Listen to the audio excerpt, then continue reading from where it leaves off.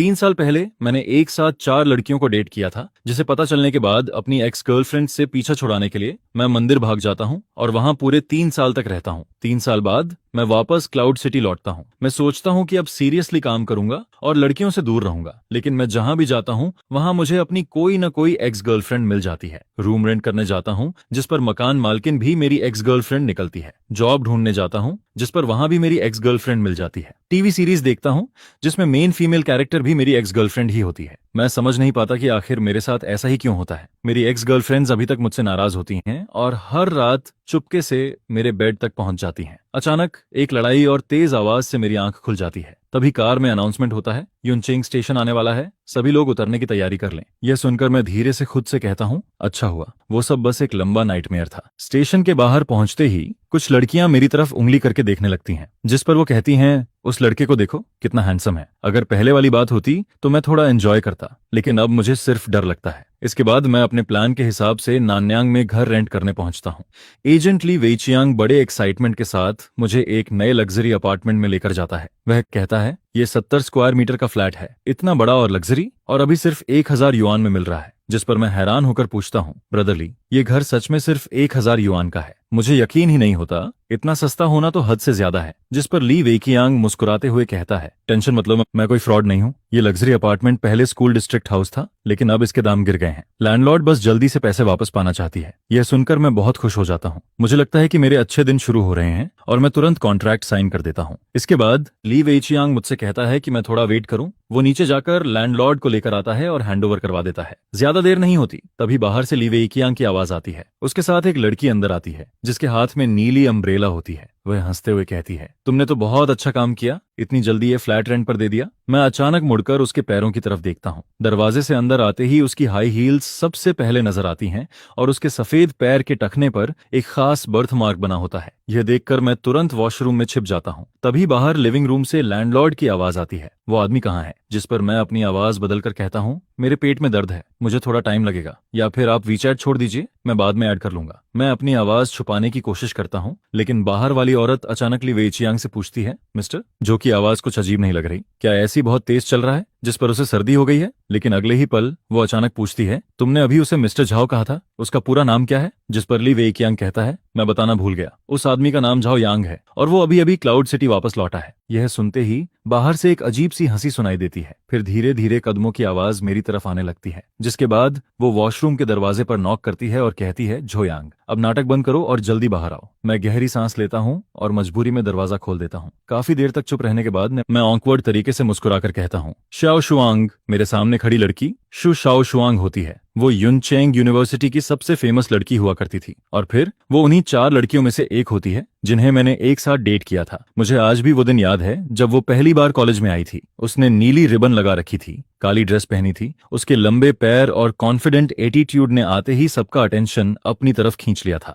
जिस पर बहुत सारे लोग तुरंत उसके पीछे पड़ गए थे। लेकिन बात मेरी सोच से भी ज्यादा आसानी से हो गई थी, क्योंकि ये लड़की सेन यान फैमिली की बेटी थी और सिर्फ 1 महीने के अंदर ही वो मुझ पर पूरी तरह फिदा हो गई थी। उस वक्त वो मेरे लिए इतनी क्रेजी हो गई थी कि उसने यहाँ तक कह दिया था कि वो मुझे अपनी कंपनी का बॉस बना देगी और खुद मेरे साथ रहेगी। वो जितनी क्यूट थी उतनी ही खतरनाक भी थी। जब मेरा 4 लड़कियों वाला राज खुल गया था, तब सबसे पहले उसी ने मेरे ऊपर मिलियन युआन रिवॉर्ड लगा दिया था। अगर मुझे अपनी 4 एक्स गर्लफ्रेंड्स में से किसी एक से सबसे ज्यादा डर लगता था तो वो डेफिनेटली चू शाओशुआंग ही थी। इस वक्त इस रेंट वाले घर में माहौल बहुत अजीब हो जाता है, जिस पर ली वेचियांग समझ जाता है कि मामला ठीक नहीं है और वो चुपचाप वहां से निकल जाता है। मैं जल्दी से कहता हूँ, ब्रदर ली, ये घर मेरे लिए सही नहीं है, मुझे मेरा डिपॉजिट भी नहीं चाहिए, मैं ये घर रेंट नहीं करूंगा। जिस पर शु शाओशुआंग मुझे घूरते हुए कहती है, क्या तुम फिर से भागना चाहते हो? कॉन्ट्रैक्ट साइन हो चुका है, अब इतनी आसानी से नहीं जा सकते। अगर तुमने जाने की कोशिश की तो मैं तुम्हें कोर्ट में घसीट दूंगी। मैं अभी अभी क्लाउड सिटी वापस आया होता हूँ और वो आते ही मुझे केस में फंसाने की धमकी देने लगती है। मेरी जॉब भी अभी तक फिक्स नहीं हुई होती, मैं सच में इतना झंझट नहीं झेल सकता। जिस पर मैं तुरंत अपना एटीट्यूड बदल देता हूँ और हंसते हुए कहता हूँ,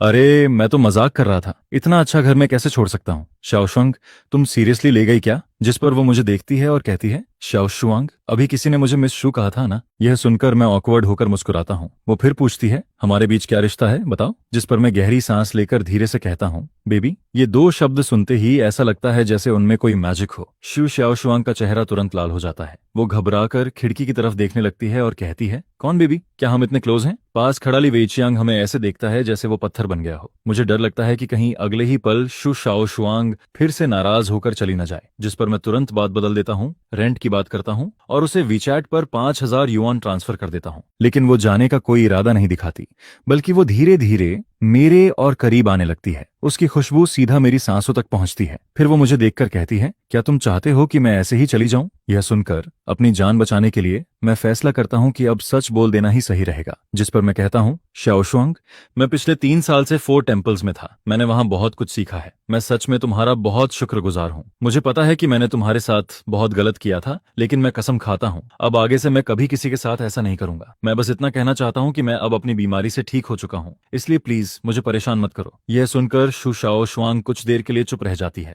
उसकी आंखों में हैरानी और घबराहट साफ दिखाई देती है। फिर वो धीरे से कहती है, तुम्हें सच में समझ आ गया है कि तुमसे गलती हुई थी? जिस पर मैं तुरंत कहता हूँ, हाँ सच में, अब मैं अच्छे से रहूंगा। जिस पर वो कहती है, मैं तुम्हें इतनी आसानी से माफ नहीं करूंगी, लेकिन अगर तुम अच्छे से बिहेव करोगे तो मैं इस बारे में सोच सकती हूँ। वो सोचती है कि मैं उससे पैचअप की बात कर रहा हूँ और मैं सोचता हूँ कि वो मेरे ऊपर लगाए गए हंट ऑर्डर की बात कर रही है। इस तरह हम दोनों बिल्कुल अलग बात सोचते हुए भी एक अजीब से एग्रीमेंट पर पहुंच जाते हैं। इसके बाद किसी तरह मैं शू शाओ शुआंग को वहां से भेज देता हूँ। वो अपने 3 मिलियन से भी ज्यादा की पिंक कार में बैठकर चली जाती है। उसकी 720S देखकर उसका रियल एटीट्यूड साफ दिखता है, लेकिन मुझे बस इस बात की खुशी होती है कि मैं एक और दिन बच गया। अगले दिन मैं जॉब ढूंढने निकलता हूँ, लेकिन वहां भी मेरी हालत खराब हो जाती है। मेरा मेजर मार्केटिंग होता है, लेकिन 3 साल तक मंदिर में रहने और दुनिया से कटे रहने की वजह से मेरा रिज्यूमे लगभग खाली होता है। हालांकि बाहर की दुनिया को मैं यही बताता हूं कि मैं पिछले 3 साल से फेल था, लेकिन इसके बावजूद हर कंपनी का एचआर मुझे देखकर अजीब रिएक्शन देता है। पूरी तरह थक कर मैं आखिरी कंपनी में पहुंचता हूं।